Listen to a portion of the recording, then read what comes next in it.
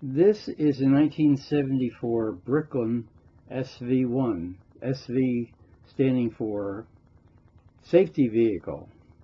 Notice that front bumper, which was designed to move backwards in case of a collision, cushioning the blow. A noble hope, at any rate. Fiberglass construction. These doors were gullwing doors. Looks like the car has an automatic transmission. It'll be the AMC transmission. And again, the rear bumper meant to absorb collision impact. Very unique cars made in Canada.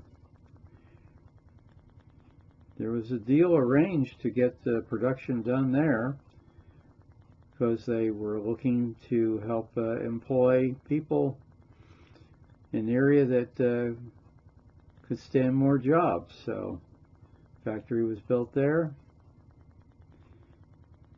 After this model year, a Ford 351 Windsor was the engine, and the FMX automatic transmission was offered.